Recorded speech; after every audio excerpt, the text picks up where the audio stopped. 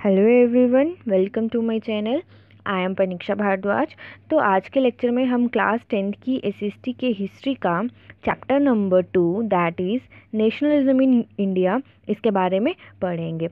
इससे पहले हमने चैप्टर नंबर 1 किया था, जिसमें मैंने आपको पढ़ाया था rise of nationalism in Europe. That means कि यूरोप के अंदर राष्ट्रवाद की जो फीलिंग्स थी वो कैसे राइज हुई। तो उसमें हमने डिफरेंट चीज़ों के बारे में पढ़ा था। ठीक है, मैं एक थोड़ा सा रिकैप दूंगी आपको, जिसमें हमने डिफरेंट सॉन्ग्स जो थे मतलब लोगों को सॉन्ग्स के बारे में बताया गया, लोगों को नए नए आइडियाज़ के बारे में बताया गया, न्यू सिंबल्स जो थे उनका यूज़ किया गया, सो दैट कि लोगों को अपने नेशन से जो है या नेशन के प्रति जो है वो फीलिंग्स क्या हो, राइज हो। ठीक है, न्यू बाउंड्रीज़ जो थी वो बनाएगी, नई कम्युनिटीज़ को रीडिफाइन किया गया। बहुत सारी चीज़ें जो थी वहाँ पे बहुत सारे जो सिंबल्स जो थे, स्लोगन जो थे, उनका यूज़ किया गया। और उसको यूरोप को एक नेशन स्टेट बनाने में बहुत ही लंबा प्रोसेस लगा। अब हम इस चैप्टर के अंदर देखेंगे कि कैसे इंडिया जो था वो नेशनलिज्म, मतलब इंडिया के अंदर नेशनलिज्म की भावना जो थी वो लोगों के अंदर आई, कौन कौन सी मूवमेंट चलाएगी, कैसे इंडिया को फ्रीडम दिलवाएगी कॉलोनियलिस्ट से। ठीक है, ये सब चीज़ें जो हैं वो हम इस चैप्टर के अंदर पढ़ेंगे। तो ये आपका इंट्रोडक्शन पार्ट है, जिसमें मैंने अभी आपको रिकैप दिया कि कैसे आपने यूरोप के अंदर जो मॉडर्न नेशनलिज्म जो था वो आपने देखा, कैसे वो डिफरेंट नेशन स्टेट्स को बनाकर एक यूरोप के अंदर नेशनलिज्म की भावना को जागरूक किया गया, यूरोप को एक नेशनलिस्ट कंट्री बनाया गया। ठीक है, कैसे लोगों के अंदर डिफरेंट आइडियाज़ जो थे, सिंबल्स जो थे, आइकन्स जो थे, न्यू सॉन्ग्स जो थे, ठीक है, ये कैसे उनके अंदर डेवलप किए गए और कैसे इन्हीं चीज़ों के थ्रू जो है वो इन चीज़ों के थ्रू एक यूरोप को नेशनल स्टेट का नाम दिया गया। ठीक है, ये आ गया आपका फर्स्ट पैराग्राफ में। सेकंड आपको ये बोला गया है कि इंडिया के अंदर कैसे नेशनलिज्म जो था वो जागरूक होने लगा या कैसे लाया गया। तो इंडिया के अंदर, या फिर आप बोल सकते हो और बहुत सारी कॉलोनीज़ के अंदर, जो मॉडर्न नेशनलिज्म जो था उसकी ग्रोथ कैसे हुआ, एंटी कॉलोनियल मूवमेंट्स के थ्रू। एंटी कॉलोनियल मूवमेंट्स के थ्रू क्यों बोला गया है? क्योंकि जैसा ब्रिटिशर्स चाहते थे वैसा इंडियंस ने, या फिर और वो कॉलोनीज़, वो कंट्री जहाँ पे कॉलोनियल रूल चल रहा था, ठीक है, उन्होंने नहीं माना। ठीक है, वो उनके अगेंस्ट थे और उनके अगेंस्ट बहुत सारी मूवमेंट्स को चलाने लगे। तो इसी तरह से कैसे इंडिया के अंदर नेशनलिज्म आया ये हम देखेंगे। इसमें डिफरेंट मूवमेंट जो थी चलाएगी, जिसमें आपका राउलेट एक्ट आ जाता है। ठीक है, उसके बाद सत्याग्रह मूवमेंट है, फिर सिविल डिसोबीडेंस मूवमेंट है, उसके बाद आपका जो कांग्रेस का क्या रोल रहा, ये सारी चीज़ें जो है वो हम इसके अंदर देखेंगे। ठीक है, अब आपका जो फर्स्ट पार्ट है इस चैप्टर का वो है आपका द फर्स्ट वर्ल्ड वॉर, खिलाफत एंड नॉन कॉपरेशन मूवमेंट। ठीक है, ये तीनों मूवमेंट्स थी। इन तीनों मूवमेंट फर्स्ट वर्ल्ड वॉर तो रहा, ये खिलाफत एंड नॉन कॉपरेशन जो है ये मूवमेंट्स थी। इन मूवमेंट्स के थ्रू कैसे जो है वो लोगों के मन में नेशनलिज्म की भावना जो थी वो जागरूक की गई। तो अब यहाँ देखिए क्या बोला हुआ है, 1919 के बाद का जो साल जो थे, ठीक है, यानी कि आपका फर्स्ट वर्ल्ड वॉर जो था वो तब ख़त्म हो चुका था। तो इसके बाद का जो ईयर था, आपको उन ईयर्स में बहुत सारी नेशनल मूवमेंट जो थी वो देखने को मिलेंगी, नए नए एरियाज़ में। फिर उसके बाद नए सोशल ग्रुप जो थे वो क्या हुए, डेवलप हुए। नए स्ट्रगल जो थे, मतलब उनका जो स्ट्रगल्स को करने का मोड था वो नया डेवलप हुआ। ये सारी डेवलपमेंट जो थी इनको हमें अंडरस्टैंड करना है कि ये डेवलपमेंट्स क्यों की गई और इन डेवलपमेंट्स के थ्रू कैसे जो है वो हमें फ्रीडम मिली, किससे, किसके थ्रू, मतलब किसके अगेंस्ट से फ्रीडम हमें लेनी थी हमने, कॉलोनियल रूल्स के थ्रू। ठीक है, ब्रिटिश गवर्नमेंट के थ्रू, ब्रिटिश से हमें क्या करना था, हमें अपने देश को आज़ाद करवाना था। तो ये सारी डेवलपमेंट्स क्या थी, ये सारे स्ट्रगल्स कैसे, कौन कौन से मोड ऑफ स्ट्रगल जो था वो यूज़ किया गया था ताकि हम जो है वो ब्रिटिशर से आज़ादी पा सकें। फर्स्ट ऑफ ऑल क्या हुआ, जो वॉर था ना, ये जो फर्स्ट वर्ल्ड वॉर था, इसकी वजह से इकोनॉमिक और पॉलिटिकल सिचुएशन जो थी ये थोड़ी सी क्या होगी, डगमगा गई। क्योंकि वॉर में बहुत सारा पैसा खर्च हुआ और बहुत सारी पॉलिटिकल सिचुएशन जो थी वो डगमगा रही थी। इसकी वजह से बहुत सारा खर्चा हुआ, जिसकी वजह से इस कंट्री को क्या करना पड़ा, लोन उठाना पड़ा। और साथ ही साथ में कंट्री ने क्या किया, टैक्सेस को इंक्रीज़ कर दिया। यहाँ पे इन्होंने बोला है कस्टम ड्यूटीज़। कस्टम ड्यूटीज़ यानी कि जैसे ये इंपोर्ट और एक्सपोर्ट होता था ना, इसके ऊपर खर्चा किया जाता था। जैसे हमारे यहाँ पे इंपोर्ट हो रहा था, यानी कि बाहर से कंट्री यहाँ पे एक्सपोर्ट करती थी और यहाँ से हमारा सामान बाहर जाता था, इंपोर्ट होता था। ठीक है, तो यही कस्टम ड्यूटीज़ जो थी इनको रेज़ कर दिया गया और इनकम टैक्स जो था उसको इंट्रोड्यूस कर दिया गया, जिसकी वजह से कंट्री के अंदर बहुत सारा जो एक्सपेंडिचर था उसमें मतलब बहुत ज़्यादा बढ़ गया था, खर्चा जो था वो बहुत ज़्यादा बढ़ गया था। Through the war year prices increased. अब क्या हुआ, जब ये वॉर चल रहा था, इन्हीं वॉर के थ्रू में क्या होने लगा, जो जो हर एक चीज़ का प्राइस था ना वो इंक्रीज़ कर दिया गया। और वो प्राइस कब से कब इंक्रीज़ किया गया? 1913 टू 1918 का जो पीरियड था, इस पीरियड के बीच में जितने भी प्राइजेस थे किसी भी चीज़ के, वो क्या होने लगे थे? डबल हो चुके थे। जिसकी वजह से क्या हुआ, जो कॉमन पीपल्स थे उनको और ज़्यादा मेहनत करनी पड़ी। विलेजेस जो थे, विलेजेस से क्या करने लगे, ब्रिटिश गवर्नमेंट जो थी वो क्या करने लगी थी? सप्लाई करने लगी थी। किसका सप्लाई करने लगी थी? सोल्जर्स का। यानी कि वो सिपाहियों को गाँव से लेके जाती थी और उनको फोर्स रिक्रूटमेंट करती थी। उनकी फोर्स रिक्रूटमेंट का मतलब उनको ज़बरदस्ती गाँव से उठा ले जाती थी और वहाँ पे ब्रिटिश में या ब्रिटेन में या फिर कोई भी फॉरेन कंट्री में वो क्या करती थी? उनको रिक्रूट करती थी, यानी कि नौकरी पे लगा देती थी। जिसकी वजह से गाँव के लोगों में बहुत ज़्यादा क्या होने लगा? गुस्सा आने लगा। देन क्या हुआ, 1918 टू 1919 एंड 1920 टू 21, इसमें क्या हुआ, क्रॉप्स जो थी इंडिया के अंदर बहुत जगह पे फेल्ड हो गई। यानी कि आपको जो था क्रॉप्स का फेलियर देखने को मिला। किसी भी तरह की भुखमरी जो थी वो फैल चुकी थी। किसी भी तरह की क्रॉप जो थी वो नहीं ग्रो हो पाई थी, जिसकी वजह से खाने की शॉर्टेज जो थी वो देखने को मिली। देन उसके बाद क्या हुआ, इन सब चीज़ों की वजह से एक इन्फ्लुएंजा एपिडेमिक जो था वो भी फैल चुका था। इन्फ्लुएंजा एपिडेमिक यानी कि कोई बीमारी, जैसे आप बोल सकते हो वायरल हो गया, किसी एक को बुखार हुआ वही बुखार सबको होने लगा। ठीक है, वायरल जो था वो वायरस जो था वो पूरा फैल चुका था। तो अकॉर्डिंग टू 1921 के सेंसिस के अकॉर्डिंग अगर हम बात करें तो 12 टू 13 मिलियन पीपल जो थे वो इस एपिडेमिक और इस फेमाइन का क्या बने थे? रिजल्ट। यानी कि उसका उस एपिडेमिक और उस फेमाइन को उन लोगों ने क्या किया था? फेस किया था। ठीक है, 12 टू 13 मिलियन पीपल जो थे उन्होंने उस फेमाइन को, यानी कि वो जो शॉर्टेज ऑफ फूड जो उनको फेस करनी पड़ी, और जो एपिडेमिक जो भी बीमारी, महामारी जो भी फैली हुई थी, बीमारी जो भी उस कंट्री के अंदर फैली हुई थी, उनको फेस करना पड़ा। ठीक है, 12 टू 13 मिलियन पीपल जो थे जिन्होंने इस भुखमरी को और इस एपिडेमिक को फेस किया। देन क्या हुआ, पीपल जो थे वो ये सोच रहे थे कि ये जैसे ही वॉर ख़त्म होगा उसके बाद शायद जो हम इतनी ज़्यादा मेहनत कर रहे हैं वो हमें नहीं करनी पड़ेगी, क्योंकि ये सिर्फ अभी वॉर चल रहा है तो इसलिए हमें ये सारी मुसीबतों का सामना करना पड़ रहा है। तो कुछ समय बाद ये सारी मुसीबतें जो हैं वो ख़त्म हो जाएगी, लेकिन ऐसा नहीं हुआ। At this stage a new leader appeared and suggested a new mode of struggle. इस समय पे क्या हुआ, जब लोग इस तरह की कामना कर रहे थे, इस तरह की विश कर रहे थे कि भाई कुछ समय बाद जैसे ही वॉर ख़त्म होगा तो हमारी सारी मुश्किलात जो थी वो ख़त्म हो जाएगी, लेकिन ऐसा नहीं हुआ। तो उस समय पर क्या हुआ, एक नया लीडर जो था वो देखने को मिला, जिसने क्या किया था? पूरी कंट्री को होस्ट किया। नया लीडर यहाँ पे क्या है? British company. ठीक है, और फिर उन्होंने क्या किया, एक नया स्ट्रगल जो था वो चलाया। स्ट्रगल यानी कि क्या किया उन्होंने, यानी अपने आप को उन ब्रिटिश लोगों से या कॉलोनियल लोगों से आज़ाद करवाने के लिए उन्होंने कौन कौन सी मूवमेंट जो थी वो चलाई, ये हम अभी आगे पढ़ेंगे। ठीक है, तो अब आगे देखिए, द आइडिया ऑफ सत्याग्रह। सत्याग्रह का मतलब क्या है? सत्य का मतलब होता है ट्रुथ, ठीक है, सच्चाई, और आग्रह का मतलब होता है किसी को बोलना या किसी को बताना। तो महात्मा गांधी क्या हुआ, महात्मा गांधी जो थे वो 1915 में 9 जनवरी 1915 में क्या हुआ था, ये रिटर्न हुए थे इंडिया को आफ्टर 20 ईयर। ठीक है, लगभग 20 सालों के बाद गांधी जी जो थे वो इंडिया के अंदर आए, और वो दिन कौन सा था? 9 जनवरी 1915। ठीक है, यहाँ पे डेट नहीं मेंशन की हुई है, डेट मैं आपको बता रही हूँ। 9 जनवरी 1915 में महात्मा गांधी जो थे वो इंडिया के अंदर वापस आए। कहाँ से वापस आए? साउथ अफ्रीका से। ठीक है, आपको पता है ये वहाँ पे बैरिस्टर जो था, जिसको आप लॉ बोलते हो, उसकी स्टडी करने के लिए गए हुए थे, और लगभग 20 ईयर्स के बाद ये इंडिया में वापस आए। As you know he had come from South Africa where he had successfully fought. जैसे कि आप सबको पता है कि ये साउथ अफ्रीका से वापस आए थे, जहाँ पे इन्होंने वहाँ पे क्या किया, वहाँ पे इन्होंने जो रेसिस्ट रजीम जो थी उसके अगेंस्ट इन्होंने फाउट किया, उसके अगेंस्ट ये लड़े। ठीक है, कौन सा मेथड इन्होंने यूज़ किया? मास एगिटेशन। मास एगिटेशन का मतलब होता है बहुत सारे लोगों को इकट्ठा करना, और उनको इकट्ठा करने के बाद उसके अगेंस्ट, जिस चीज़ के लिए वो लड़ रहे हैं उसके अगेंस्ट लोगों को बताना कि उसके क्या नुकसान है या उसके क्या फ़ायदे हैं या कुछ भी। ठीक है, उनको लोगों को बताना।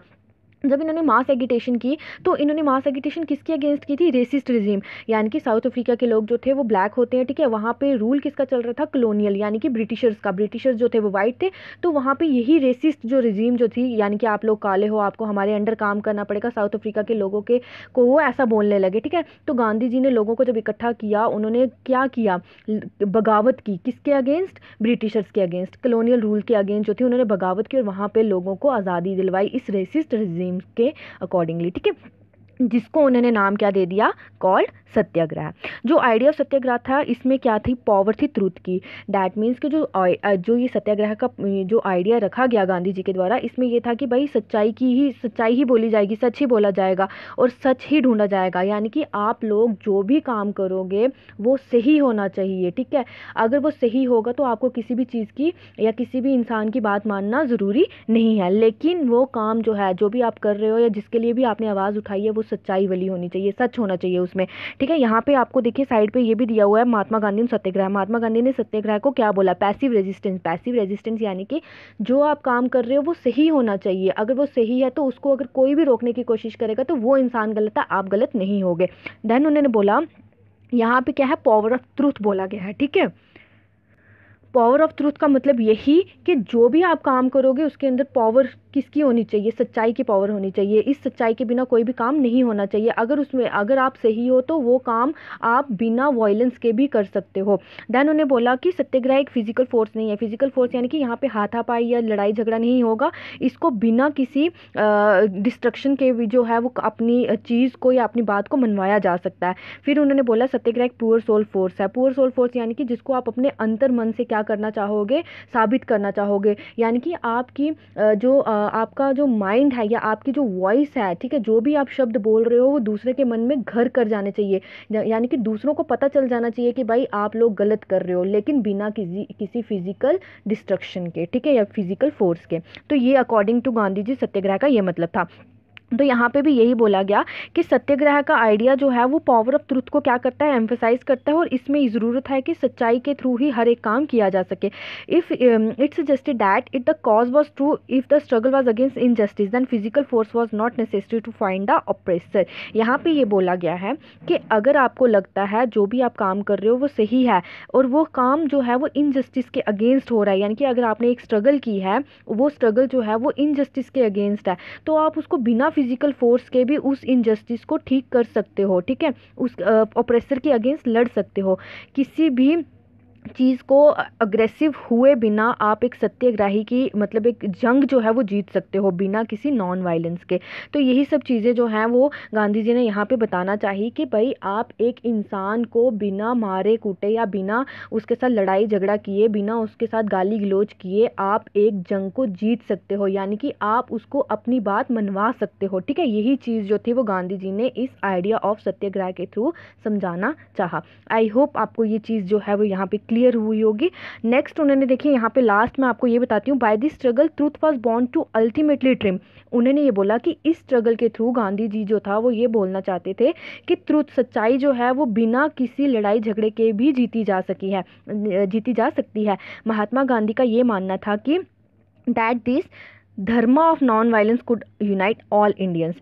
उनका मानना ये था कि ये जो आइडिया है सत्याग्रह का, ये जो हमारा धर्म है, ये बिना नॉन वायलेंस के भी सभी इंडियंस को क्या कर सकता है, यूनाइट कर सकता है। लेकिन ये सोच किसकी थी, सिर्फ महात्मा गांधी की। बाकी सब ऐसा नहीं सोचते थे। उनको ये लगता था कि जो अब महात्मा गांधी के फॉलोवर्स थे वो तो सब महात्मा गांधी की बात को फॉलो करते थे, लेकिन जो महात्मा गांधी को फॉलो नहीं करते थे उनकी मान्यता कुछ और थी, वो कुछ और ही सोचते थे। अब आगे देखिए, after arriving in India Mahatma Gandhi successfully organise satyagraha movement in various places.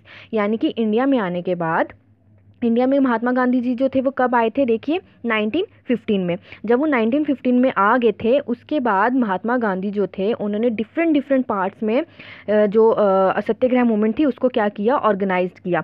अब वो 1915 में तो इंडिया में आए, लेकिन उन्होंने 1 साल तक कोई काम नहीं किया था। 1 साल तक वो क्या करते रहे, टूर में रहे। टूर इन द सेंस कि वो पूरा विजिट कर रहे थे इंडिया में, और इंडिया के डिफरेंट पार्ट्स में उन्होंने विजिट किया और वहाँ पे लोगों की ग्रीवियंसेस को, लोगों की प्रॉब्लम्स को उन्होंने देखा कि भाई लोग किस चीज़ से क्या है दुखी हैं या उनको क्या प्रॉब्लम है, ठीक है। तो 1917 में उन्होंने क्या किया, उन्होंने ट्रैवल किया चांपरान जो है वो बिहार में है। तो उन्होंने 1917 में वो चांपरान गए बिहार के अंदर। वहाँ पे उन्होंने पीजेंट्स के साथ बात की, और पीजेंट्स वहाँ पे क्या कर रहे थे, स्ट्रगल कर रहे थे ऑप्रेसिव प्लांटेशन सिस्टम के against. Oppressive plantation system that means के, अब मैं इसको थोड़ा सा एक्सप्लेन कर देती हूँ। चांपरान में क्या किया जा रहा था, खेती बाड़ी की जा रही थी किसकी, ओपियम की। ओपियम दैट मीन्स के अफीम की, ठीक है। वहाँ पे अफीम जो था वो ज़्यादा से ज़्यादा क्वान्टिटी में जो था वो लोगों से फोर्सफुली भी और लोगों के मतलब पीजेंट्स के थ्रू जो है है वो उगाया जा रहा था, जिसकी वजह से जो वहाँ की सॉइल थी या वहाँ की जो ज़मीन थी वो बंजर होती जा रही थी, क्योंकि ओपियम जो है ना जब उसको उगाया जाता है तो उसकी जड़ जो है वो मतलब पूरी फर्टिलिटी जो है वो अपने साथ बाहर ले आती है। तो इसी वजह से लोग जो थे जब वो ओपियम मतलब ब्रिटिशर जो थे वो लोगों से पीजेंट से ओपियम की जो खेती बाड़ी थी वो करवा रहे थे, इसकी वजह से सॉइल की फर्टिलिटी कम हो रही थी और लोग जो थे वो दूसरी खेती बाड़ी नहीं कर पा रहे थे। और कुछ ही समय पे क्या हुआ, जापान ने जो है सिंथेटिक ओपियम जो था वो क्या कर दिया, ग्रोन कर दिया, मतलब डेवलप कर दिया। सिंथेटिक ओपियम दैट मीन्स के मतलब केमिकली या लेबोरेटरी के अंदर जो है वो ओपियम को क्या करने लगे, डेवलप करने लगे। तो जिसकी वजह से क्या हुआ, जो ओपियम उगाया जा रहा था उसकी वैल्यू कम होगी। उस वजह से क्या हुआ, लोगों को यानी कि पीजेंट्स को बहुत ज़्यादा स्ट्रगल करना पड़ा, किसके अगेंस्ट, प्लांटेशन सिस्टम के अगेंस्ट। ठीक है, इसीलिए वहाँ पे गांधी जी गए और उन्होंने पीजेंट्स का साथ दिया, और वहाँ पे पीजेंट्स का साथ देने के बाद वहाँ पे उन्होंने सत्याग्रह मूवमेंट चलाई और लोगों को वहाँ पे इकट्ठा किया और अपने हक के लिए लड़ने के बारे में बताया। नेक्स्ट आ जाता है 1917 में उन्होंने सत्याग्रह ऑर्गेनाइज्ड किया गुजरात के खेड़ा डिस्ट्रिक्ट में। खेड़ा डिस्ट्रिक्ट में भी पीजेंट्स के साथ उन्होंने पीजेंट्स का सपोर्ट किया। यहाँ पे एक्चुअली क्या हुआ था, यहाँ पे क्रॉप का फेलियर हो चुका था, यानी कि यहाँ पे भी क्रॉप जो थी वो ग्रो नहीं कर पा रही थी। और यहाँ पे एक क्यों नहीं कर पा रही थी, क्योंकि यहाँ पे एक एपिडेमिक जो था वो फैल चुका था, प्लेग जो थी, प्लेग की एक बीमारी जो थी यहाँ पे फैल चुकी थी, जिसकी वजह से जो खेड़ा पीजेंट्स, जो खेड़ा के पीजेंट्स थे ना, वो रेवेन्यू को पे नहीं कर पा रहे थे, यानी कि पैसा नहीं दे पा रहे थे। जो भी उन्होंने लोन वगैरह लिया होगा या जो भी उन्होंने कर्ज लिया होगा वो उसको पे नहीं कर पा रहे थे, इसलिए वो चाहते थे, टैक्स जो था वो नहीं दे पा रहे थे, इसलिए खेड़ा के जो पीजेंट्स थे वो चाहते थे कि क्या हो, रेवेन्यू जो कलेक्ट किया जा रहा है उनसे, उसमें रिलैक्सेशन मिले, यानी कि अगर 10% लिया जा रहा है तो वो 10% ना लेके सिर्फ 5% ही जो रेवेन्यू है वो कलेक्ट करें। ठीक है, तो यहाँ पे गांधी जी ने खेड़ा डिस्ट्रिक्ट ऑफ गुजरात के पीजेंट्स का सपोर्ट किया ताकि उनको रेवेन्यू कलेक्शन में रिलैक्सेशन जो है वो मिल सके। देन उसके बाद महात्मा गांधी ने 1918 में वो अहमदाबाद चले गए और वहाँ पे उन्होंने सत्याग्रह मूवमेंट जो थी वो कॉटन मिल वर्कर्स के अगेंस्ट जो थी वो चलाई। ठीक है, आई होप आपको सत्याग्रह, आइडिया ऑफ सत्याग्रह के बारे में क्लियर हुआ होगा। नेक्स्ट अब देखिए राउलेट एक्ट। इसी राउलेट एक्ट के थ्रू जो है वो क्या हुआ था, आपका जलियनवाला बाग मैसेकर जो था वो हैपेंड हुआ था। अब ये क्या है ये हम देखेंगे। राउलेट एक्ट में क्या हुआ, यहाँ पे देखिए, जब वो सत्याग्रह मूवमेंट जब वो उसमें कामयाब हो गए, उसमें उनको सक्सेस मिली, तो गांधी जी ने 1919 में डिसाइड कर लिया कि वो क्या करेंगे, एक नेशन वाइड सत्याग्रह जो है वो क्या करेंगे, लॉन्च करेंगे, किसके अगेंस्ट, राउलेट एक्ट के अगेंस्ट, क्योंकि राउलेट एक्ट जो है 1919 में पास किया गया था। इस एक्ट को जो इंपीरियल लेजिस्लेटिव काउंसिल के जो मेंबर्स थे, ठीक है, इसके अंदर भी इंडियन मेंबर्स थे, कुछ ब्रिटिश मेंबर्स थे और कुछ इंडियन मेंबर्स थे। तो जो इंपीरियल लेजिस्लेटिव काउंसिल के जो मेंबर्स थे, लेजिस्लेटिव काउंसिल यानी कि जैसे आपकी आजकल लोकसभा है, राज्यसभा है, उस समय पे इंपीरियल लेजिस्लेटिव काउंसिल थी। ठीक है, तो ये जो एक्ट जो था ये मतलब जल्दी में एक पास किया गया। तो इंपीरियल लेजिस्लेटिव काउंसिल के जो कुछ इंडियन मेंबर्स थे उन्होंने इस एक्ट को क्या किया, अपोज किया, वो इस एक्ट को मानने के लिए तैयार नहीं थे, बिकॉज ये जो एक्ट था इसमें बहुत सारी पावर जो थी गवर्नमेंट को दे दी गई थी ताकि वो पॉलिटिकल एक्टिविटीज़ को रिप्रेस कर सकें। पॉलिटिकल एक्टिविटीज़ को रिप्रेस करना यानी कि जैसे रैलीज वगैरह निकाली जाती थी, हड़ताल वगैरह की जाती थी, तो क्या हुआ, इस एक्ट के थ्रू गवर्नमेंट को इतनी पावर दे दी गई कि भाई आप किसी को भी उठा सकते हो, अगर आपको लगता है कि ये क्या कर रहा है, मतलब इसकी वजह से झगड़ा हो सकता है या इसकी वजह से लड़ाई हो सकती है, इसकी वजह से कोई भी चीज़ को नुकसान हो सकता है, यानी कि किसी भी इंसान की वजह से कोई भी नुकसान हो सकता है, तो वो उसको क्या कर सकते थे, जेल में लेके जा सकते थे without any trial. That means के बिना उसको कोर्ट में पेश किए वो उस इंसान को 2 साल तक जेल में रख सकते थे। तो ये कुछ ऐसी पावर्स थी जिसको इंडियन मेंबर्स ने क्या किया, अपोज किया, इसलिए वो राउलेट एक्ट को भी क्या चाहते थे कि वो पास ना हो। लेकिन राउलेट एक्ट जो था वो पास हो चुका था, इसने बहुत सारी पावर जो थी वो गवर्नमेंट को दे दी सो दैट कि पॉलिटिकल एक्टिविटीज़ को रिप्रेस किया जा सके, और ये भी जो थी परमिशन दे दी कि वो डिटेंशन कर सकते हैं पॉलिटिकल प्रिजनर्स की without trial for 2 years. Detention यानी कि पॉलिटिकल प्रिजनर्स, दैट मीन्स कि जो पॉलिटिकल लीडर्स हैं ये उनको उठाकर जेल में डाल सकते हैं, उनको बिना कोर्ट में पेश किए 2 सालों तक वो उनको जेल के अंदर रख सकते हैं। महात्मा गांधी जो थे वो चाहते थे कि बिना किसी नॉन वायलेंट के सिविल डिसोबीडेंस मूवमेंट जो है वो क्या की जा सके, चलाई जा सके, ठीक है। कुछ अनजस्ट लॉज जो है वो क्या किया जा सके, यानी कि कोई भी ऐसे लॉज जो कि लोगों के प्रति, हित के प्रति नहीं थे, उनको क्या किया जा सके, बिना लड़ाई झगड़ों के उनको सॉल्व आउट किया जा सके, जिसको गांधी जी ने सिविल डिसोबीडेंस मूवमेंट को स्टार्ट कर दिया। यानी कि उन्होंने अपनी पहली हड़ताल जो थी वो 6 अप्रैल को स्टार्ट कर दी, सो दैट के बिना लड़ाई झगड़े के वो हर एक चीज़ को मना सके। अब क्या हुआ, डिफरेंट रैलीज जो थी वो डिफरेंट सिटीज़ के अंदर ऑर्गेनाइज की गई। वर्कर्स जो थे वो क्या करने लगे, जो रेलवे वर्कशॉप्स पे काम करते थे वो स्ट्राइक पे चले गए, और कुछ दुकानें वगैरह जो थी उन्होंने बंद कर दी। लोग जो थे वो मतलब बहुत ज़्यादा इकट्ठे होने लगे। उन्होंने क्या किया, जैसे कम्युनिकेशन की जो लाइन्स थी, जैसे रेलवेज़ हो गया, टेलीग्राफ हो गया, ठीक है, इनको उन्होंने डराना शुरू कर दिया, इनको उन्होंने मतलब ख़त्म नुकसान पहुंचाना शुरू कर दिया, वहाँ पे डिस्ट्रक्शन करना शुरू कर दी। ब्रिटिश एडमिनिस्ट्रेशन जो थी उन्होंने ये डिसाइड किया कि वो क्या करेंगे, नेशनलिस्ट को क्लैम्प डाउन करेंगे, दैट मीन्स को उनको पकड़ लेंगे और जेल में डाल देंगे। लोकल लीडर्स को क्या किया गया, अमृतसर से उठा लिया गया। जो भी लोकल लीडर्स थे जो कि अमृतसर के अंदर थे, उनको वहाँ से उठाकर जेल में डाल दिया गया, और महात्मा गांधी को मना कर दिया कि वो दिल्ली के अंदर एंटर नहीं हो सकते। देन उसके बाद क्या हुआ, 10 अप्रैल को जो पुलिस थी अमृतसर की, उन्होंने बिना किसी को बताए वहाँ पे पीसफुली फायर करना शुरू कर दिया, यानी कि गोलियां चलाना शुरू कर दी, ठीक है। फिर उसके बाद क्या हुआ, लोग, जिसकी वजह से लोगों को बहुत गुस्सा आया, उन्होंने क्या किया, बैंक्स, पोस्ट ऑफिसेस और रेलवे स्टेशंस के ऊपर अटैक करना शुरू कर दिया। Martial law was imposed and General Dyer took command. Martial law क्या है यहाँ पे देखिए, मार्शल लॉ का मतलब, जब पहले आपको पता है कि आपके गवर्नमेंट के अंडर सारा कंट्रोल है, ठीक है। जब गवर्नमेंट के अंडर कंट्रोल नहीं रहता है तो वो कंट्रोल जो है वो आर्मी ले लेती है। तो क्या हुआ, जब ये सारी चीज़ें होने लगी तो वहाँ पे मार्शल लॉ जो था उसको इम्पोज कर दिया गया, यानी कि सारी कमांड जो थी वो आर्मी को दे दी, और जनरल डायर जो था उनको कमांड पे रख दिया गया, ठीक है। आई होप यहाँ तक क्लियर हुआ होगा आपको।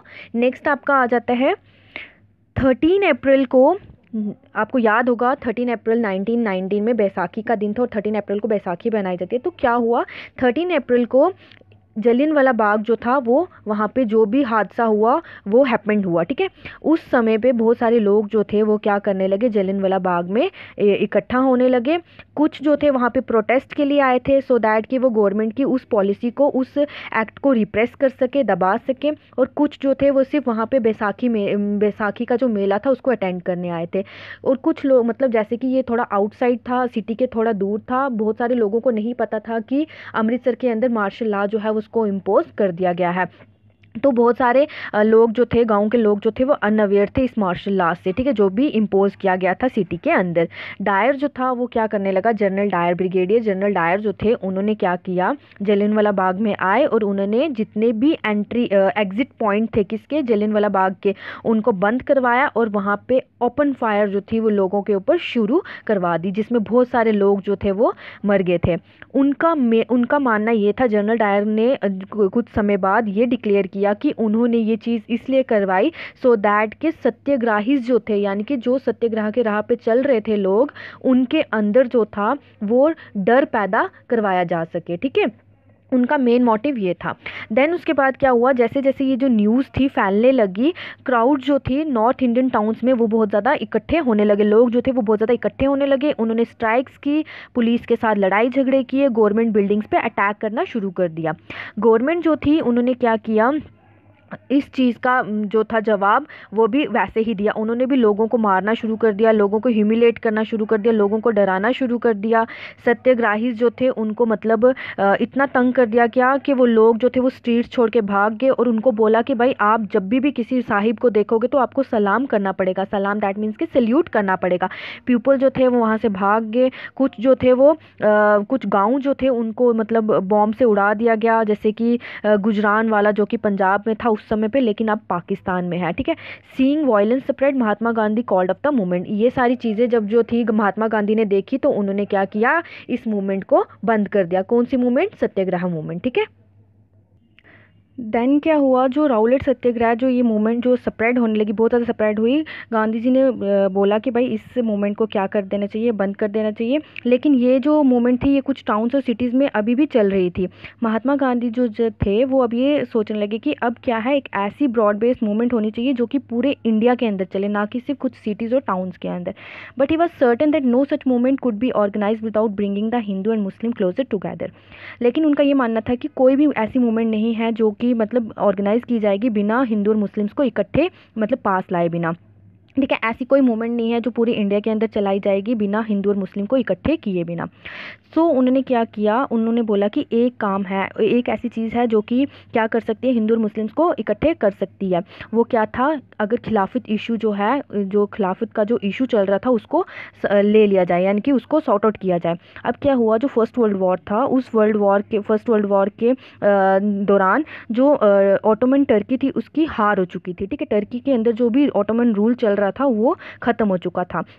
और अब ये र्यूमर्स जो थे ये फैल रहे थे, अब ये बातें जो थी वो फैल रही थी कि अब एक ऐसी ट्रीटी जो थी वो टर्की के अंदर इम्पोज की जाएगी जिसमें क्या है, जितने भी इस्लामिक वर्ल्ड यानी कि जो स्पिरिचुअल पावर्स हैं किसकी, खलीफा की, वो उनसे ले ली जाएंगी। ठीक है, ऑटोमन एम्पायर की जितनी भी पावर्स हैं, रिलीजियस पावर्स जितनी भी पावर्स हैं वो उनसे ले ली जाएंगी। ठीक है, वहाँ पे ऑटोमन एम्पायर को खलीफा बोला जाता था या कैलिफ बोला जाता था। ठीक है, तो उस खलीफा की या उस कैलिफ की पावर्स को बचाने के लिए एक खिलाफत कमेटी जो थी इंडिया के अंदर बॉम्बे में मार्च 1919 में क्या की गई, बनाएगी।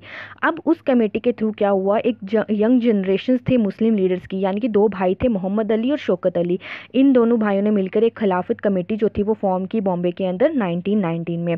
तो इन्होंने क्या किया, इन्होंने एक महात्मा गांधी के साथ डिस्कशन की और उन्होंने बोला कि भाई हमें एक मास एक्शन लेना पड़ेगा इस इशू के ऊपर, यानी कि इंडिया के अंदर रैलीज निकालेगी खिलाफत इशू को सॉर्ट आउट करने के लिए टर्की के अंदर। ठीक है, टर्की के अंदर एक ऐसी ट्रीटी इम्पोज कर दी गई थी जिसमें क्या हुआ था, टर्की के जो ऑटोमन एम्पायर था ना उससे सारी पावर जो थी वो छीन ली गई थी। अब उसको वापस पावर्स दिलवाने के लिए वहाँ के कैलिफ को मतलब एक इस्लामिक वर्ल्ड स्पिरिचुअल हेड माना जाता था, उसको खलीफा को एक रिलीजियस लीडर माना जाता था। ठीक है, पूरे वर्ल्ड के अंदर मतलब एक मुस्लिम रिलीजियस लीडर माना जाता था पूरे वर्ल्ड के अंदर।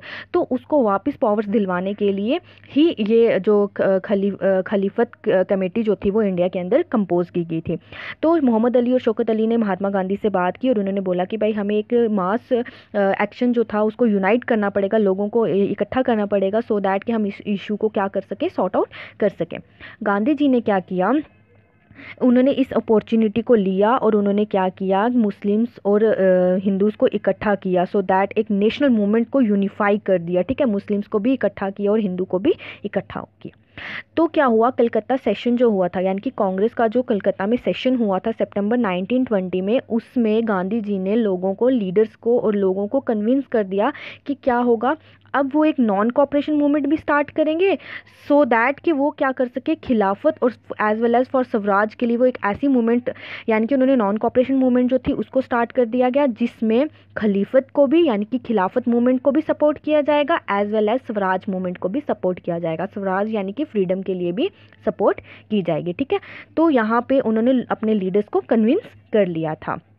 अब देखिए आगे क्या है, why non cooperation, non cooperation ही क्यों। ठीक है, अब यहाँ पे क्या है, गांधी जी ने बोला कि उनकी एक फेमस बुक थी हिंद स्वराज जो कि 1909 में क्या हुई थी, लिखी गई थी। इसमें गांधी जी ने बताया, गांधी जी ने ये डिक्लेयर किया कि जो ब्रिटिश रूल था इंडिया के अंदर जो एस्टैब्लिश किया गया था वो किसकी कॉपरेशन की वजह से था, सिर्फ इंडियंस की कॉपरेशन की वजह से था।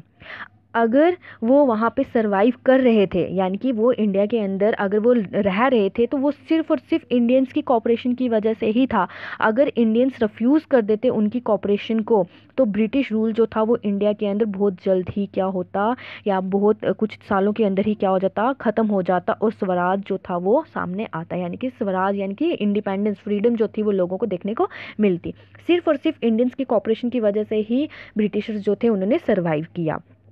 अब यहाँ आगे बोल रहा है how could non cooperation become a movement. Non cooperation जो थी वो कैसे एक मूवमेंट बन गई थी।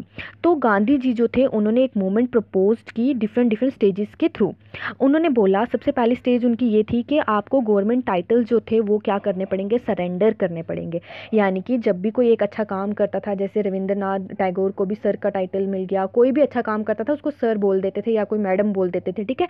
तो इन टाइटल्स को आपको क्या करना पड़ेगा, सरेंडर करना पड़ेगा।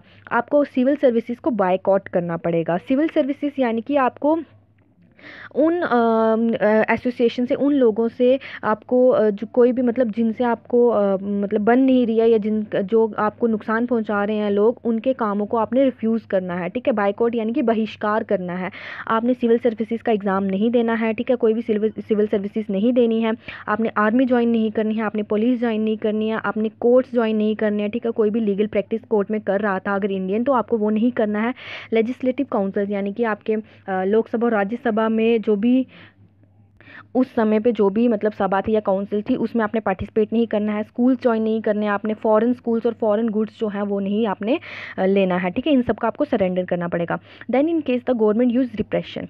जब ये सारी चीज़ें होने लगी तो गवर्नमेंट जो थी वो क्या करने लगी, अगर आपको गवर्नमेंट दबाएगी, अगर ये सब चीज़ें आप लोग करोगे तो तब आपको अगर गवर्नमेंट दबाएगी तो आपने एक फुल सिविल डिसोबीडेंस कैंपेन जो है उसको लॉन्च कर दिया गया गांधी जी के द्वारा। दैट मीन्स कि जब उन्होंने इन सब चीज़ों का बायकॉट करना शुरू कर दिया या उनको सप्रेस करना शुरू कर दिया तो गवर्नमेंट उनको क्या करने लगी, दबाने लगी। तो जब गवर्नमेंट उनको दबाने लगी तो तब उन्होंने क्या किया, उनको फुल्ली जो है उसको सिविल डिसोबीडेंट करना शुरू कर दिया। सिविल यानी कि लोग, डिसोबीडेंस मतलब कि बात को ना मानना, ठीक है, डिसोबे करना।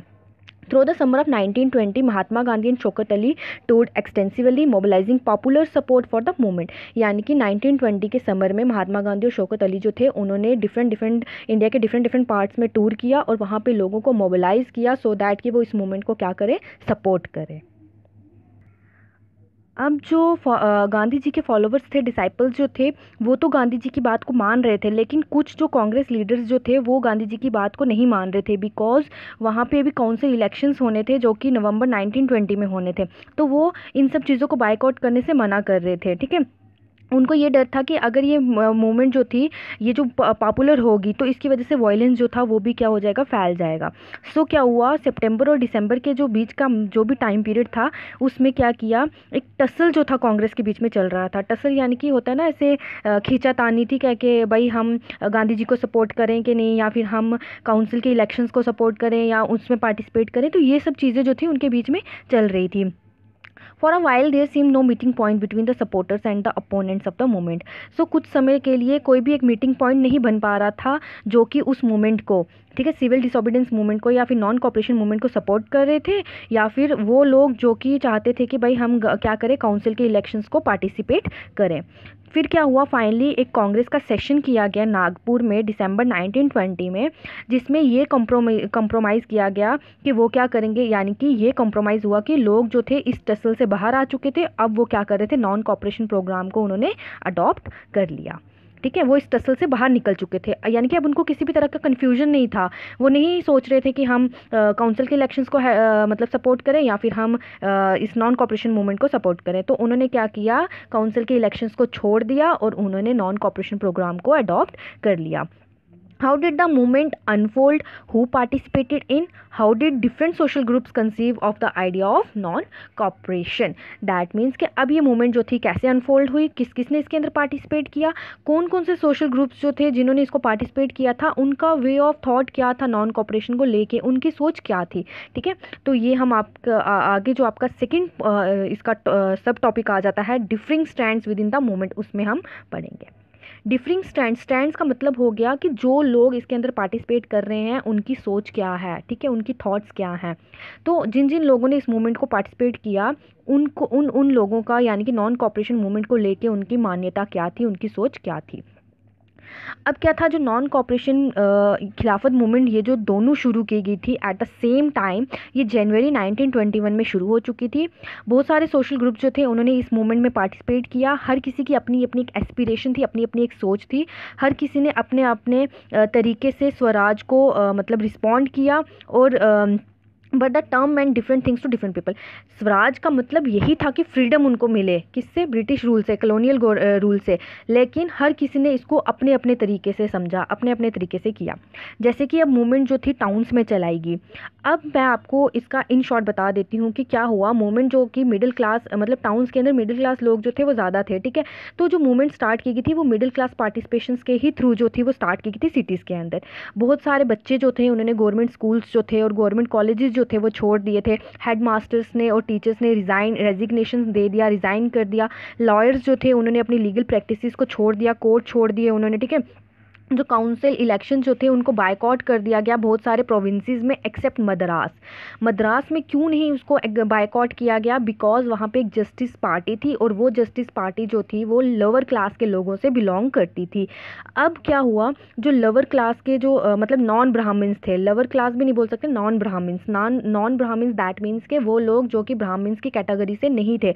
अब क्या हुआ, मद्रास के अंदर जो जस्टिस पार्टी के लोग थे यानी कि जो नॉन ब्राह्मण्स थे वो ये सोचने लगे कि भाई हमें जो थी वो कुछ पावर्स मिल जाएंगी, ठीक है। काउंसिल अगर हम ज्वाइन करेंगे तो हमें कुछ पावर्स जो थी वो मिल जाएंगी जो कि ब्राह्मण्स के पास थी, ठीक है। पहले समय में जो ब्राह्मण्स के पास पावर्स हैं वो हमें मिल जाएंगी अगर हम काउंसिल को ज्वाइन करेंगे। इसीलिए मद्रास के अंदर जस्टिस पार्टी के लोगों ने काउंसिल इलेक्शंस को बायकॉट नहीं किया था। नेक्स्ट आपका आ जाता है कि जो इफ़ेक्ट्स थे ना नॉन कॉपरेशन के, इसका बहुत सारा इफेक्ट जो था वो इकोनॉमिक फ्रंट के ऊपर भी पड़ा, ठीक है। मतलब बहुत सारा पैसा भी खर्च हुआ। फॉरेन गुड्स जो थी उनको बायकॉट कर दिया गया था, ठीक है। मतलब जो भी फॉरेन से सामान आता था जैसे उनका कपड़ा हो गया या और भी बहुत सारी चीज़ें होंगी उनको नहीं लिया जा रहा था, ठीक है। लिक्विड शॉप्स पिक्टेड, पिक्टेड का मतलब होता है कि एक इस तरह का प्रोटेस्ट, एक ऐसी फॉर्म प्रोटेस्ट की जिसमें लोग जो हैं वो एक शॉप का, एक फैक्ट्री का या ऑफिस का रास्ता जो है वो रोक के रखते हैं, यानी कि किसी दूसरे बंदे को उसके अंदर नहीं जाने देते। तो लिक्विड शॉप्स को पिक्टेड कर दिया गया और बहुत सारे फॉरेन क्लॉथ जो थे उनको जला दिया गया इन ह्यूज बॉनफायर्स यानी कि आपने देखा होगा होली का दहन किया जाता है, दैट मीन्स कि होली के टाइम पे वो लकड़ियाँ वगैरह जलाई जाती हैं। वैसे ही डिफरेंट डिफरेंट शॉप से कपड़े जो थे वो इकट्ठे किए गए, तो उनको एक मतलब उनका होली दहन कर दिया गया, ऐसे बोल सकते हो, ठीक है। कपड़ों को एक मतलब बहुत सारे कपड़ों को इकट्ठा करके जला दिया गया। जो import of foreign cloths halved between 1921 and 1922, यानी कि जो मतलब कपड़ा बाहर से यहाँ पे आ रहा था उसकी वैल्यू जो थी वो बिल्कुल हाफ हो चुकी थी। दैट मीन्स कि अगर वो 102 करोड़ का पहले बिक रहा था या पहले लाया गया था, अब उसकी वैल्यू जो थी वो 57 करोड़ की रह गई थी। बहुत सारी प्लेसेस में मर्चेंट्स और ट्रेडर्स जो थे उन्होंने मना कर दिया कि वो क्या करेंगे, फॉरेन गुड्स में ट्रेड नहीं करेंगे, ना ही उसमें अपना पैसा लगाएंगे। As the boycott movement spread, जैसे कि ये जो बायकॉट मूवमेंट थी ये धीरे धीरे फैलने लगी, पीपल जो थे उन्होंने इम्पोर्टेड क्लॉथ्स को क्या करना शुरू कर दिया, डिस्कार्ड करना शुरू कर दिया। और साथ ही साथ में उनको तो डिस्कार्ड करना शुरू कर दिया, लेकिन फिर वो क्या करने लगे, वो इंडियन वंस यानी कि इंडियन कपड़े पहनना शुरू कर दिया उन्होंने। इंडियन टेक्सटाइल मिल जो थी उन्होंने उनकी प्रोडक्शन की और हैंडलूम्स को बढ़ावा दिया। हैंडलूम्स यानी कि जो हाथों के द्वारा या फैक्ट्रीज के द्वारा जो थी वो मतलब हाथों के द्वारा जो काम किया जा रहा था या कपड़े बनाए जा रहे थे उनको इंपॉर्टेंस देना शुरू कर दिया। बट ये जो मूवमेंट थी ना ये सिटीज़ के अंदर क्या होने लगी, धीरे धीरे कम होने लगी। इसके बहुत सारे रीजंस थे। खादी जो कपड़ा जो था वो बहुत ज़्यादा एक्सपेंसिव था और इसकी जो प्रोडक्शन थी वो मिल क्लॉथ के अंदर बहुत ज़्यादा मतलब अब कपड़ा एक्सपेंसिव है तो प्रोडक्शन इसके कम होगी, जिसको पुअर पीपल जो थे वो एफर्ट नहीं कर पा रहे थे। इसीलिए ये जो मूवमेंट थी ये कुछ सिटीज़ के अंदर जो थी वो इसका गिराव होना शुरू हो गया। सिमिलरली क्या हुआ, जैसे बच्चों ने स्कूल छोड़ दिए। अब उन्होंने स्कूल तो छोड़ दिए, कौन से, ब्रिटिश स्कूल तो छोड़ दिए, अंग्रेज़ी स्कूल तो छोड़ दिए, लेकिन उसके बिहाफ पे कुछ और था उनके पास, या उनके पास कुछ अल्टरनेटिव था। यानी कि उन्होंने अगर अंग्रेज़ी स्कूल छोड़ दिया तो क्या उनके पास इंडिया में स्कूल्स अवेलेबल थे कि वो उन स्कूल्स को ज्वाइन कर सकें। सो ये सारे कुछ ऐसे रीजंस थे जिसकी वजह से उनके पास किसी भी तरह का अल्टरनेटिव नहीं था। जैसे अब खादी क्लॉथ जो था वो बहुत ज़्यादा उस समय पे फेमस था, लेकिन खादी क्लॉथ वही लोग एफर्ड कर सकते थे जिनके पास पैसा था, पुअर पीपल्स नहीं कर पा रहे थे।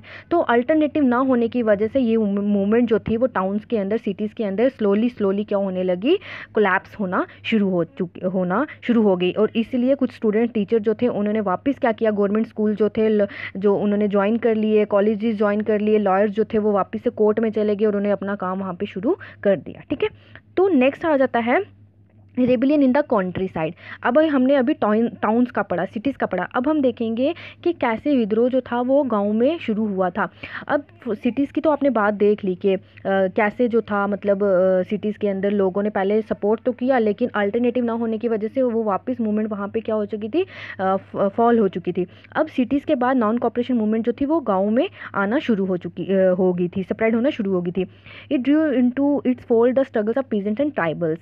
अब यहाँ पे ये स्ट्रगल जो था वो कौन लड़ रहा था, ये स्ट्रगल लड़ रहे थे आपके ट्राइबल्स हो गए, ठीक है, और साथ ही साथ में कौन थे, आपके पीजेंट्स। देन जिसने क्या किया, डिफरेंट डिफरेंट इंडिया के पार्ट्स में वॉर के बाद, फर्स्ट वर्ल्ड वॉर के बाद इस मूवमेंट को क्या किया, स्प्रेड किया गया। अब हम अगर अवध की बात करें, ठीक है, अवध में पीजेंट जो थे, एक पीजेंट्स थे बाबा रामचंद्रा, उन्होंने इस मूवमेंट को क्या किया, लेड किया, यानी कि चलाया। वो एक सन्यासी थे जिनको पहले क्या थे, वो एक इंडेंचर्ड लेबर, इंडेंचर्ड यानी कि आप बोलते हो बंधुआ मजदूर, ठीक है, जिसको मतलब यहाँ से ले जाया गया, फिजी में ले जाया गया और वहाँ पे जाके एक बंधुआ मजदूर बना दिया गया, यानी कि उसको सैलरी वगैरह नहीं दी गई और उससे काम जो है वो निकलवाया गया। तो बाबा रामचंद्र जो थे उन्होंने इस मूवमेंट को अवध के अंदर चलाया। ये जो मूवमेंट थी ये किसके अगेंस्ट थी, तालुकदार्स और लैंडलॉर्ड्स के अगेंस्ट थी, ठीक है, अवध के अंदर, जो कि डिमांड करते थे पीजेंट से हाई रेंट्स और बहुत सारे सीजीज। दैट मीन्स के वो उनसे काम तो करवाते थे, लेकिन वो उनसे कौन, लैंडलॉर्ड्स और तालुकदार्स, लैंडलॉर्ड्स यानी कि ज़मींदार जो हो गए, वो उनसे काम तो करवाते थे, लेकिन वो उनसे बहुत ज़्यादा पैसा जो थे वो वसूलते थे। पीजेंट जो थे उनको कई बार बेगार करना पड़ता, बेगार यानी कि फोर्सफुली उनको काम करना पड़ता था, तनख्वाह उनको नहीं मिलती थी, ठीक है, कई बार वो उनको लैंडलॉर्ड्स के फॉर्म्स में काम करना पड़ता था बिना पेमेंट के, और उनको खर्चा जो था, तनख्वाह नहीं बोल सकते, टेनेंट्स, यानी कि वो उनकी लैंड्स पे एज अ किराएदार काम करते थे, जिसकी वजह से वो उनका अपना टेन्यूर जो था, सिक्योरिटी टेन्यूर जो था वो पे नहीं कर पाते थे, जिसकी वजह से उनको उनकी ज़मीनों से निकाल दिया जाता था, ठीक है। पीजेंट मूवमेंट जो थी वो फेल हो चुकी, असमर्थ रहती थी अपना रेवेन्यू को देने में। उन्होंने डिमांड की कि भाई हमें जो है बेगार का अबॉलिशन होना चाहिए, रेवेन्यू की रिडक्शन होनी चाहिए, सोशल बाइकआउट होना चाहिए ऑपरेसिव लैंडलॉर्ड्स का। ऑपरेसिव लैंडलॉर्ड्स यानी कि जो उनसे बंधुआ मजदूरी करवाते थे, ठीक है। इन मैनी प्लेसेस नाई धोबी बंस were organized by panchayats to deprive landlords of the service of even barbers and washermen। कुछ प्लेसेस में नाई धोबी बंद जो थे, ठीक है, पंचायत के द्वारा जो ऑर्गेनाइज किए गए थे, वहाँ पे ये बोल दिया गया कि भाई हम लैंडलॉर्ड्स को किसी भी तरह की सर्विस जो है वो प्रोवाइड नहीं करेंगे अगर हमें ये सारी चीज़ें जो थी वो हमारे लिए लागू नहीं की जाएंगी। फिर क्या हुआ, इन जून 1920 जवाहरलाल नेहरू जो थे, ठीक है, इन्होंने क्या किया, ये अवध के कुछ गाँव में गए और यहाँ पे उन्होंने क्या किया, विलेजर्स से बात की और उनकी परेशानी को समझने की कोशिश की। तो अक्टूबर में क्या हुआ, आउट किसान सभा जो थी, ये एक ऑर्गेनाइजेशन थी जिसको जवाहरलाल नेहरू ने मतलब क्या किया, सॉर्ट आउट बनाया, कंपोज किया, ठीक है। बाबा रामचंद्र जो थे और कुछ बाबा रामचंद्र जी, जवाहरलाल नेहरू और कुछ और लीडर्स जो थे, उन्होंने क्या किया था, आउट किसान सभा को हेड किया था, चलाया था। कुछ ही महीनों के अंदर 300 ब्रांचेस जो थी किसकी, इस आउट किसान सभा की ब्रांचेस जो थी वो डिफरेंट डिफरेंट रीजन्स के अंदर और डिफरेंट डिफरेंट विलेजेस के अंदर सेटअप की गई। So when the non cooperation movement began the following year, जब ये नॉन कॉपरेशन मूवमेंट जब ही शुरू हुई उसके अगले ही साल ये जो मूवमेंट थी, कौन सी, आउट किसान सभा जो थी, मूवमेंट नहीं थी सॉरी, ये जो एक ऑर्गेनाइजेशन जो थी ये सेटअप की गई कुछ। लेकिन जैसे ही नॉन कॉपरेशन मूवमेंट जो थी वो शुरू हुई, उसके अगले साल ही कांग्रेस के जो कुछ लीडर्स थे वो क्या करने लगे, स्ट्रगल करना शुरू कर दिया। उन्होंने पीजेंट मूवमेंट चलाई डिफरेंट फॉर्म्स में, और वो कांग्रेस लीडर जो थे वो इस मूवमेंट्स में क्या थे, अनहैप्पी थे। As the movement spread in 1921, जैसे ही ये मूवमेंट जो थी 1921 में स्प्रेड हुई, जो हाउसेस थे तलुकदार्स के और मर्चेंट्स के, उनके ऊपर अटैक किया गया, बाज़ारों को लूटा गया, ग्रेन हॉर्ड जो थे उनको ले लिया। ग्रेन हॉर्ड्स का मतलब होता है जब कोई लोग क्या करता है, बहुत ज़्यादा क्वांटिटी में अपने लिए कोई अनाज वगैरह या कोई चीज़ को छुपा के रखता है, तो उनके ऊपर उन्होंने क्या कर लिया, कब्जा कर लिया। किसने, पीजेंट्स ने। बहुत सारी प्लेसेस में लोकल लीडर जो थे उन्होंने पीजेंट्स को ये बोला कि गांधी जी जो हैं उन्होंने ये डिक्लेयर कर दिया है कि अब किसी से भी कोई टैक्स नहीं लिया जाएगा, अब किसी से भी कोई भी लैंड जो है वो डिस्ट्रीब्यूट नहीं करवाई जाएगी लोगों के बीच में, मतलब रीडिस्ट्रीब्यूट करवाई जाएगी, ठीक है, गरीब लोगों के बीच में वापस से उनकी डिस्ट्रीब्यूशन की जाएगी। यानी कि अब गांधी जी का नाम लेके लोग जो है वो डिफरेंट बातें जो थे वो बनाने लगे, लेकिन गांधी जी ने ऐसा कुछ भी नहीं बोला था, लेकिन कुछ लोग जो थे वो इस चीज़ का फ़ायदा उठा रहे थे और वो गांधी जी के नाम पे डिफरेंट चीज़ें जो थे वो बनाने लगे। आई होप यहाँ तक आपको ये क्लियर हुआ होगा। नेक्स्ट आपका आ जाता है कि अब ये तो हम पढ़ रहे थे पीजेंट्स का, अब ट्राइबल पीजेंट जो थे उन्होंने भी इस महात्मा गांधी के मैसेज को इंटरप्रिएट किया और उन्होंने भी जो आइडिया ऑफ स्वराज था उसको अलग तरीके से लिया। दैट मीन्स कि महात्मा गांधी का मेन मोटिव था कि भाई हमें आज़ादी चाहिए, किससे, ब्रिटिशर्स से, लेकिन जो लोग थे, कॉमन पीपल्स थे, फॉलोवर्स थे गांधी जी के, उन्होंने उसको अपने अपने तरीके से लिया।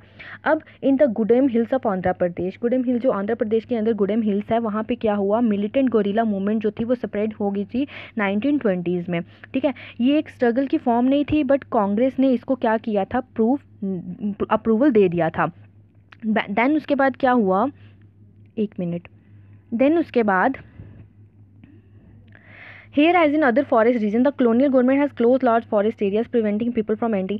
अब यहाँ पे क्या था, यहाँ पे ये था कि फॉरेस्ट रीजन्स के अंदर जो कॉलोनियल गवर्नमेंट थी ना, उन्होंने बहुत मतलब एरिया जो था, फॉरेस्ट एरिया था, उसको अपने कंट्रोल के अंदर कर लिया। जब उन्होंने उन फॉरेस्ट एरियाज़ को अपने कंट्रोल के अंदर किया तो उन्होंने लोगों को फॉरेस्ट के अंदर आने से मना कर दिया। उन्होंने बोला कि भाई आप अपने जानवर जो है, पशु पक्षी जो है वो यहाँ नहीं ला सकते चराने के लिए, ना ही आप यहाँ से फ्रूट्स ले सकते हो, ना ही यहाँ से फ्यूल वुड जो है वो कलेक्ट कर सकते हो। इस वजह से लोग जो थे, हिल पीपल्स जो थे, उनके अंदर बहुत ज़्यादा आक्रोश आने लगा।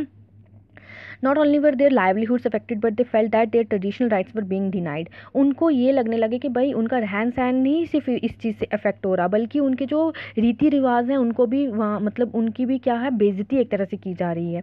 तो व्हेन द गवर्नमेंट बिगिन, जब गवर्नमेंट उनको फोर्स करने लगी कि भाई वो बेगार करना शुरू कर दें और वो रोड बिल्डिंग्स में काम करना शुरू कर दें, तो लोग जो थे, हिल पीपल जो थे, उन्होंने रिवॉल्ट करना शुरू कर दिया, विद्रोह करना शुरू कर दिया। तो जो पर्सन उनको मतलब सपोर्ट कर रहा था वो एक इंटरेस्टिंग फिगर थी, उनका नाम था अलूरी सीताराम राजू। ठीक है, अलूरी सीताराम राजू जो थे वो उन हिली पर्सन्स को सपोर्ट कर रहे थे और उनका ये मानना था कि उनके पास कुछ पावर्स हैं, स्पेशल पावर्स हैं, और वो क्या, उनके पास स्पेशल पावर्स क्या हैं कि वो क्या कर सकते हैं, लोगों का भविष्य बता सकते हैं और लोगों को ठीक कर सकते हैं। इवन दोज उनका ये भी बोलना था कि वो क्या करते हैं, जिन लोगों को गोलियाँ लगी होंगी वो उनको भी जीवित कर सकते हैं। ठीक है, ये चीज़ें जो थी ये किसके द्वारा बोलेगी, अलूरी सीताराम राजू के द्वारा। राजू ने ये बोला, जो ये कौन थे, ये एक इंटरेस्टिंग फिगर थी जो कि सपोर्ट कर रही थी हिल पीपल्स को, सो दैट कि वो वहाँ की गवर्नमेंट से क्या कर सके, मतलब जो भी उनके अगेंस्ट जो भी मतलब उनको टॉर्चर किया जा रहा था उससे उनको बचा सके। तो जो रिबल्स थे, रिबल्स कौन थे यहाँ पे, ट्राइबल पीजेंट जो थे या हिल पीपल जो थे, वो रेबल कर रहे थे। वो ये बोल रहे थे कि राजू जो है वो क्या है, इनकारनेशन है गॉड की, यानी कि एक भेजा हुआ दूत है, किसका, भगवान का। राजू जो थे वो क्या कर रहे थे, महात्मा गांधी की महानता के बारे में सबको बता रहे थे और वो नॉन कॉपरेशन मूवमेंट से बहुत ज़्यादा इंस्पायर भी थे। एंड वो लोगों को बोल रहे थे कि भाई आप लोग खादी के कपड़े ही पहना करो और शराब पीना छोड़ दो। But at the same time he asserted that India could be liberated only by the use of force, not non violence. उसी समय पे एक जगह तो वो क्या कर रहे थे, सपोर्ट कर रहे थे गांधी जी को, बट एक टाइम पे वो बोल रहे थे कि हम जो है, यानी कि इंडिया जो है वो आज़ादी तब ही पा सकता है जब वो फोर्स का यूज़ करेगा, नॉन वायलेंस के बिना वो इंडिया जो है आज़ादी नहीं पा सकता है, यानी कि बिना लड़ाई झगड़े के इंडिया आज़ाद नहीं हो सकता है। जो गुदम रिबल्स थे, यानी कि हिल पीपल जो थे या ट्राइबल पीजेंट जो थे, वो क्या करने लगे, पुलिस स्टेशन पे उन्होंने अटैक करना शुरू कर दिया, उन्होंने ब्रिटिश ऑफिसर्स को मारना शुरू कर दिया और वो क्या है, गोरिल्ला वारफेयर जो थे वो शुरू कर दिए, सो दैट कि वो स्वराज को अचीव कर सके, पा सके। अब यहाँ पे उन्होंने बोला है gorilla warfare. Gorilla warfare that means कि मतलब जैसे आदिवासी जो हैं वो जंगलों में ही रहते हैं, ठीक है, तो वो जंगलों में जब जाते थे, जब वो देखते थे कि भाई यहाँ पे ब्रिटिश ऑफिशियल्स आ रहे हैं, ठीक है, अंग्रेजी अफसर आ रहे हैं, तो वो क्या करते थे, उनको मारते थे और मारकर छुप जाते थे। ये होता है गोरिल्ला वॉरफेयर।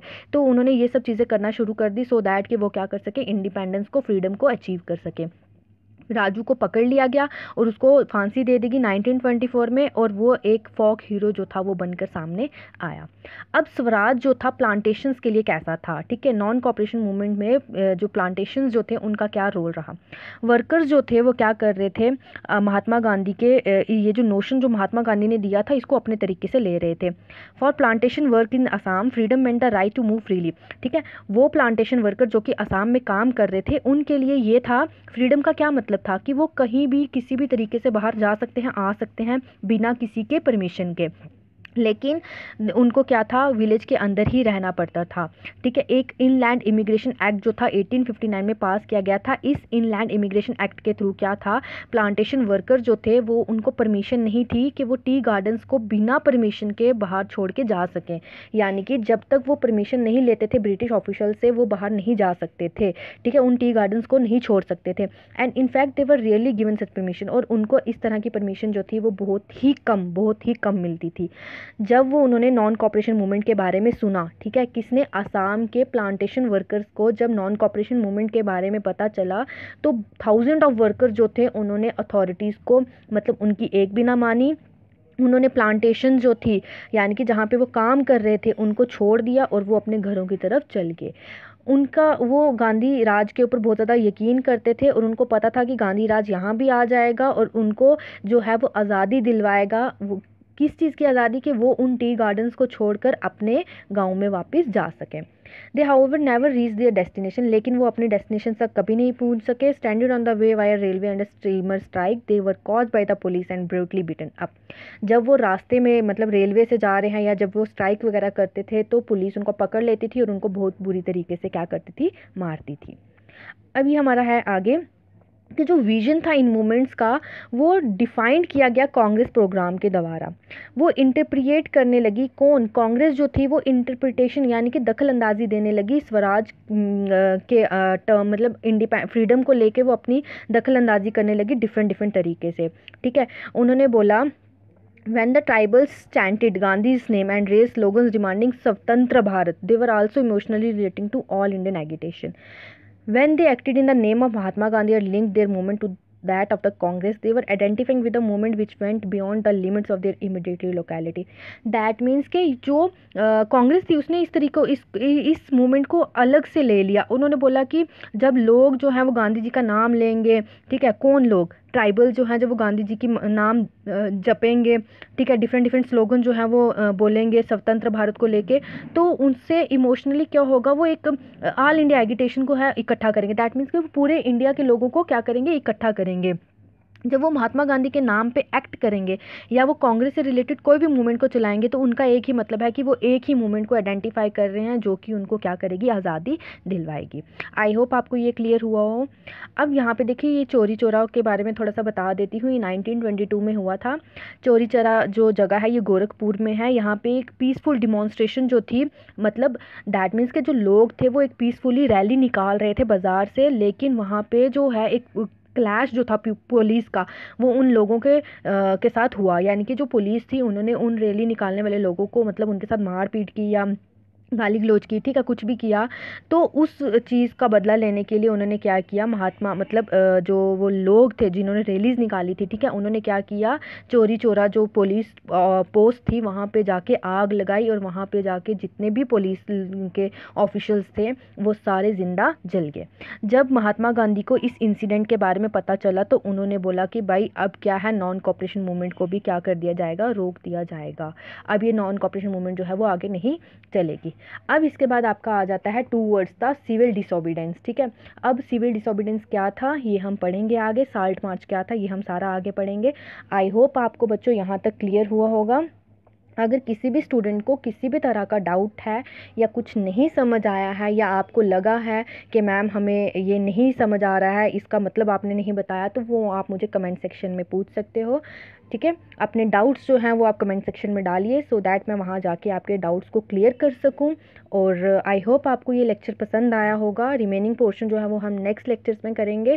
ठीक है, तो आपको अगर ये वीडियो पसंद आई है तो आप इसको ज़्यादा से ज़्यादा लाइक करें, शेयर करें एंड चैनल को सब्सक्राइब करना ना भूलें। Thank you and have a wonderful day ahead.